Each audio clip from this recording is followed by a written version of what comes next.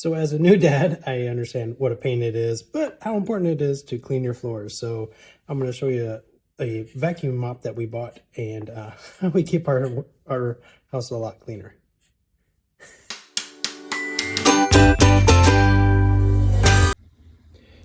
So this is the Shark HydroVac. What it does, it vacuums and mops your floors at the exact same time. And I'm just going to show you a demonstration of what it looks like on our floors here and just kind of go over the functions and how to clean it. Let's get to it.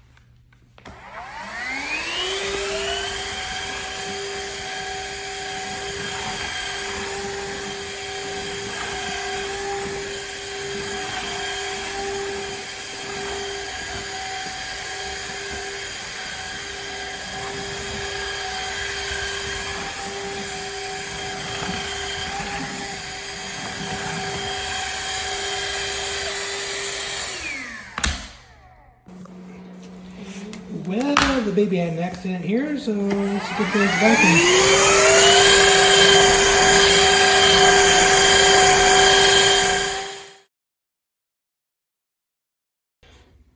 So I just finished using mine, but I just want to go over some of the options here.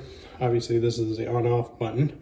It does have the option to go over carpet as well, so it will vacuum your carpets, like a low pile carpet. The issue I see with that, and I've used it, it does spray out some water still as you're cleaning your carpet, so I typically just clean my carpets with a vacuum rather than this, but you know, it is an option for people that maybe have a small rug or whatever. This is the solution tank down here. I'll go over this in a little bit, but it comes out just like that. And then down here is your dirty water container. And then this is your release button for getting access to the scrubbing top right there, which I'll go over in a little bit here. All right, so cleaning this thing can be kind of a pain. This is the solution that you're going to use, and on the side here, you can barely see it, but it tells you the water level and then how much solution you should use, cleaning solution. So that just pops in there, and then this little piece comes off, has a little filter in there, and then this is all your wastewater, which we'll talk about in a second. What you do notice is if you have somebody who has long hair, you do get these long hairs like stuck inside here, so it's kind of gross. The other thing you can do is hit this little button and this thing pops off. So you can clean all of this. And then this little sponge comes out pretty easily. The one I got came with an extra one, but I've had this for probably a year now and haven't had any issues.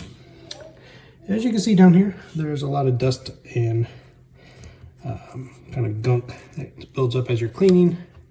So I like to clean that as well. And then just kind of down here as well. So you kind of end up, so you get these long hairs there as well. Okay, so I typically do this in my kitchen sink. I don't know if it's the most sterile thing to do, but it is a way of getting this clean. You could do it in your bathtub, of course. So this little sponge, it's a filter that comes out, and this is usually kind of covered with gunk. So as you can see, this sponge kind of disintegrates over time, but this little screen here stops a lot of the dirt and debris from going into the clean to the dirty side. And then inside here there's a bunch of dirt and gunk that kind of gets caught, and I just dump that out in the trash can. And as you can see here, all the hair and everything got pulled off the ground, so it is kind of disgusting to look at on this video, I'm sure. But this is the wastewater, and I'll just dump it down the sink and keep this other filter on here so it doesn't all go into my garbage disposal. And I'll just rinse it all out, and it's good to go. It did not come with an extra sponge, so at some point you probably need to replace this. I usually just rinse it out and just kind of clean it out. Okay, so the last thing I want to show you is how to clean this brush right here. You can either clean it manually or it has an automatic cleaner on the device itself. It takes about a minute or so, maybe 2 minutes for it to fully clean. And to activate that, you're just going to hold down this button and you let it go, and then it will go through the cycle.